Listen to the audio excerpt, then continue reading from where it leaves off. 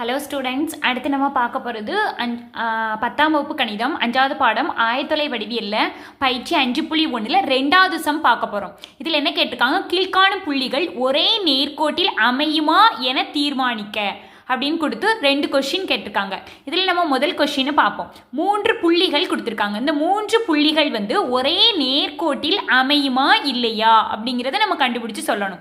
நான் ஏற்கனவே சொல்லியிருக்கேன், 3 புள்ளிகள் ஒரே நேர்கோட்டில் 3 புள்ளிகள் அமைஞ்சிச்சுன்னா, 3 புள்ளிகள் இந்த மாதிரி ஒரே நேர்கோட்டில் அமைஞ்சிச்சுன்னா, அப்போ இதோட முக்கோணத்தின் பரப்பு, அதாவது இந்த 3 புள்ளிகளால் உருவாகிற முக்கோணத்தின் பரப்பு என்ன வரும்?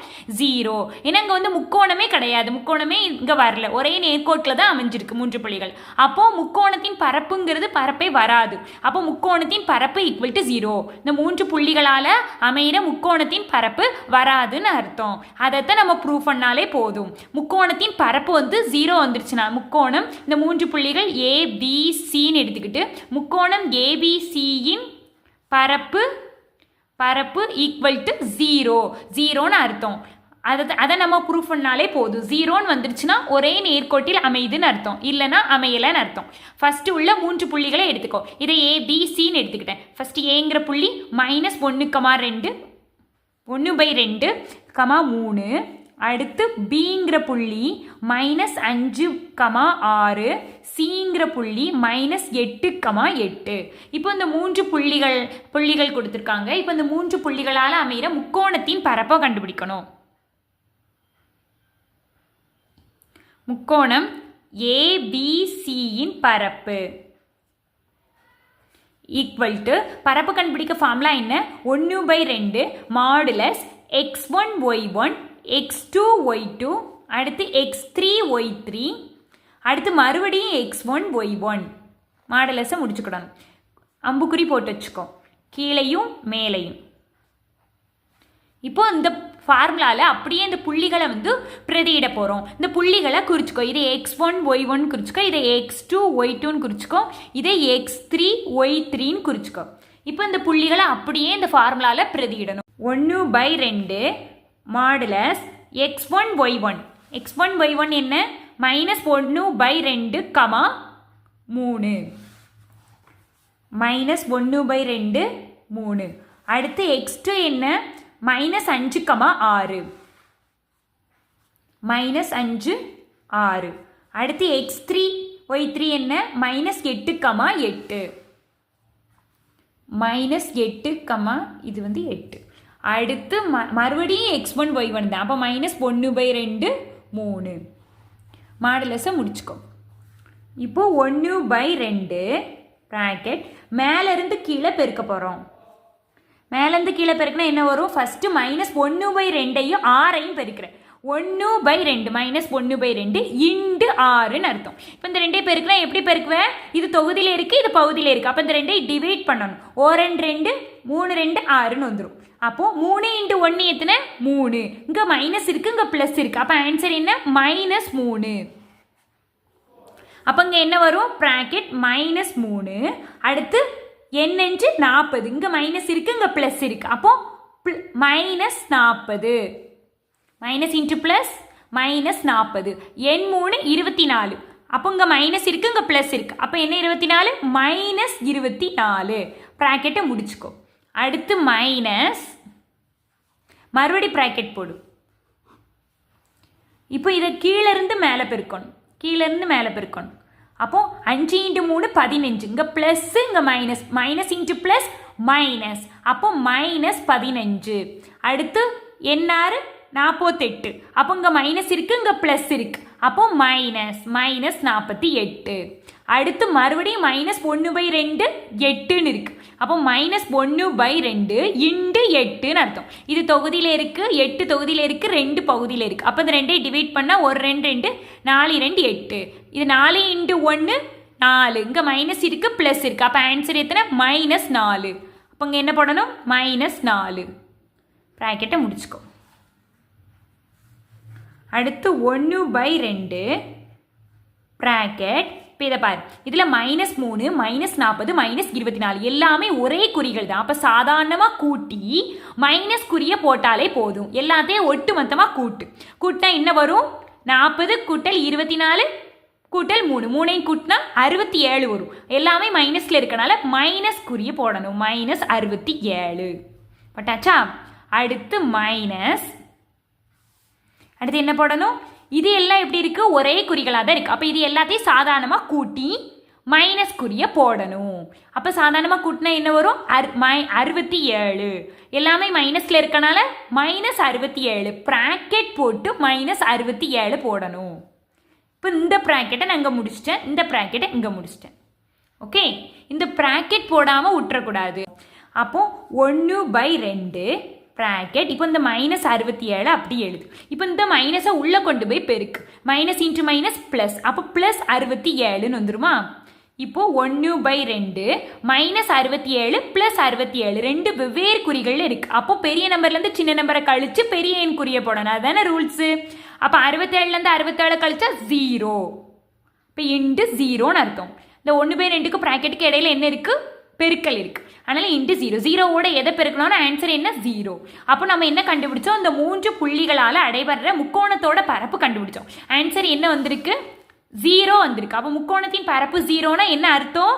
இந்த 3 புள்ளிகளும், எனவே கொடுக்கப்பட்ட புள்ளிகள் எப்படி இருக்குது? ஒரே நேர்கோட்டில் இருக்குது. எனவே கொடுக்கப்பட்ட புள்ளிகள் என்ன வரும்? கொடுக்கப்பட்ட புள்ளிகள் ஒரே நேர்கோட்டில் உள்ளன.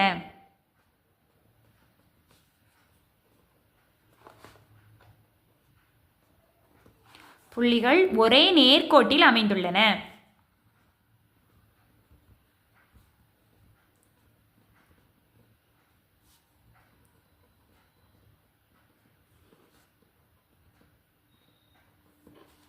அவ்வளோதான்.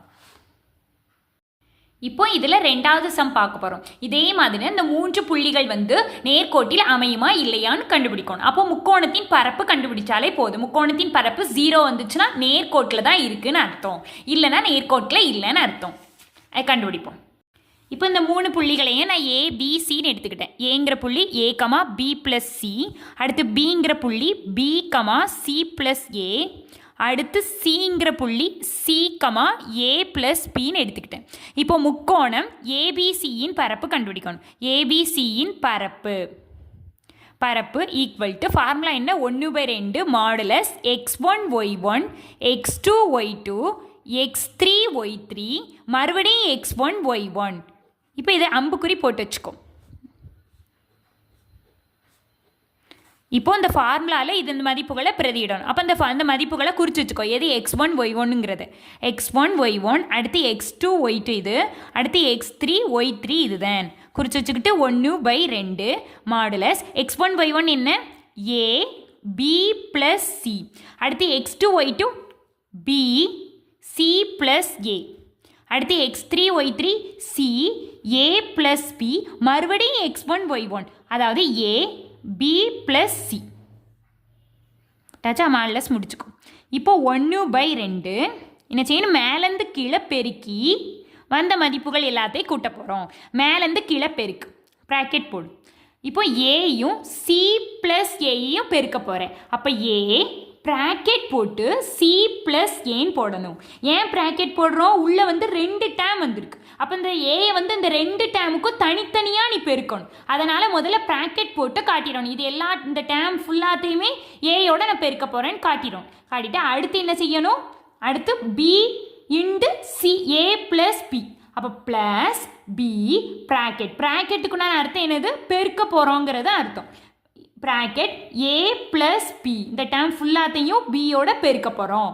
அடுத்து ப்ளஸ் C ப்ராக்கெட் B+C போட்டாச்சா? இந்த ப்ராக்கெட்டை முடிச்சிட்டு, அதாவது இந்த குட்டி ப்ராக்கெட்டை முடிச்சிட்டு, அடுத்து நீ இங்கே போட்டல இந்த மேலேருந்து கீழே உள்ள அந்த டேமுக்கு மட்டும் உண்டான அந்த ப்ராக்கெட், இதை நீ முடிச்சுக்கணும். முடிச்சாச்சா? இப்போ கீழேருந்து மேலே பெருக்கக்கூடிய டேம் அதை என்ன செய்ய போகிறோம்? இந்த டேம்லேருந்து கழிக்க போகிறோம். அப்போ மைனஸ் ப்ராக்கெட் கீழேருந்து மேலே பெருக்க போகிறோம். இப்போ என்ன செய்யணும்? பியோட P+Cயை பெருக்க போகிறேன். அப்போ P ப்ராக்கெட் போட்டு P+C போடணும். அடுத்து ப்ளஸ் C ப்ராக்கெட் போட்டு C+A போடணும். அடுத்து A × A+P தானே? ப்ளஸ் A ப்ராக்கெட் போட்டு A+Pயை போடணும். ஓகே, இப்போ இந்த குட்டி ப்ராக்கெட்டை முடிச்சிட்டேன். அடுத்து இந்த பெரிய ப்ராக்கெட் இருக்கியா, இதையும் முடிக்கணும். அடுத்து இங்கே நம்ம போட்டோம்ல இந்த ப்ராக்கெட்டை இங்கே முடிச்சுக்கிடணும். ஓகே, அடுத்து 1/2 ப்ராக்கெட். இப்போ இந்த ஏயை வந்து உள்ளே கொண்டு போய் பெருக்க போகிறேன். ப்ராக்கெட் இந்த ஏயை வந்து சியோடையும் ஏயோடையும் பெருக்கணும். ஏயை வந்து சியோட பெருக்கணும்னா ஏசி ப்ளஸ் அடுத்து ஏயோட பெருக்கினா ஏ ஸ்கொயர். அடுத்து ப்ளஸ் பிஏ ஏயோட பெருக்கணும்னா அதே மாதிரி ஏபி. பிஏ பியோட பெருக்குனா ப்ளஸ் பி ஸ்கொயர். அடுத்து இந்த ப்ளஸ் அப்படியே போட்டுட்டு சிஏ பியோட பெருக்கணும்னா பிசி. அடுத்து ப்ளஸ் சிஏ சியோட பெருக்குனா சி ஸ்கொயர். இந்த டேம் முடிச்சாச்சு. ப்ராக்கெட்டை முடிச்சுட்டு மைனஸ் போட்டு அடுத்து இந்த டேம் இதில் என்ன இருக்குது? பிஏ பியோடையும் சியோடையும் பெருக்கணும். பிஏ பியோட பெருக்குனா பி ஸ்கொயர். நடுவில் ப்ளஸ் இருக்குது ப்ளஸ் பிஏ சியோட பெருக்குனா பிசி. இதோட குறி என்னங்கிறதையும் கவனமாக பார்த்துக்கணும். இங்கே ப்ளஸ் குறி தான் இருக்கிறதுனால நான் சாதாரணமாக பெருக்கிட்டு இருக்கேன். மைனஸ் இருந்துச்சுன்னா கவனமாக பெருக்கணும். அடுத்து இங்கே ப்ளஸ் சிஏ சியோட பெருக்குனா சி ஸ்கொயர். சிஏ ஏயோட பெருக்குனா ப்ளஸ் எல்லாமே ப்ளஸ்ஸாக இருக்கிறதுனால நான் சாதாரணமாக ப்ளஸ்ஸை போட்டுக்கிட்டு இருக்கேன். மைனஸ் இருந்துச்சுன்னா குறி மாறும். AC AC. அடுத்து ப்ளஸ் ஏயோட பெருக்குனா ஏ ஸ்கொயர். அடுத்து இங்கே ப்ளஸ் ப்ளஸ் தான் அதனால் ப்ளஸ்ஸை போட்டுட்டு பியோட பெருக்குனா ஏபி. இந்த ப்ராக்கெட்டை முடிச்சிடணும். இந்த ப்ராக்கெட்டை நாங்கள் முடிச்சிட்டோன்னா இப்போ இந்த ப்ராக்கெட்டை இங்கே முடிச்சிடணும். அவ்வளோ. அடுத்து 1/2 இந்த முதல் டேமை அப்படியே எழுது. ரெண்டாவது டேமில் மட்டும் இந்த மைனஸை உள்ளே கொண்டு போ. ஏன்னா வேறு எதுவுமே இங்கே கூட்ட முடியாது கழிக்க முடியாது. எல்லாமே வெவ்வேறு டேம்ஸாக தான் இருக்குது. அப்போ இந்த டேமை அப்படியே எழுது. Bracket a c plus a square plus a b plus b square plus b c plus c square. இந்த ஃபஸ்ட்டு டேம் ஃபுல்லாத்தையும் அப்படியே எழுதிட்டேன். இப்போ ரெண்டாவது டேமில் இந்த மைனஸை உள்ளே கொண்டு போ. உள்ளே கொண்டு போவையில் என்ன ஆகும்?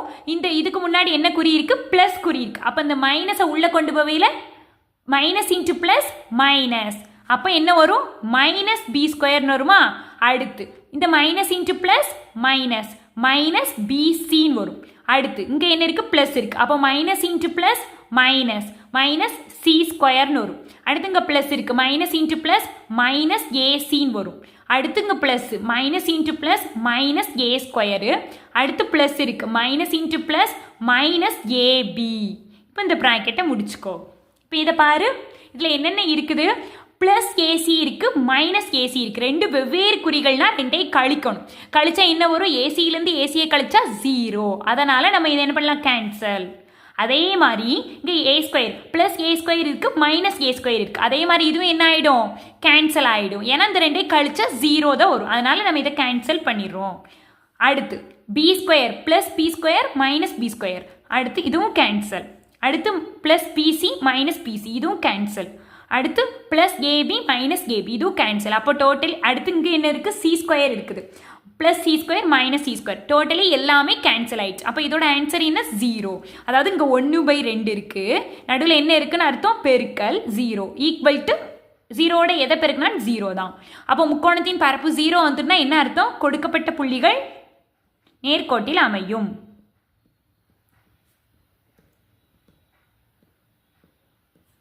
நேர்கோட்டில் அமையும்.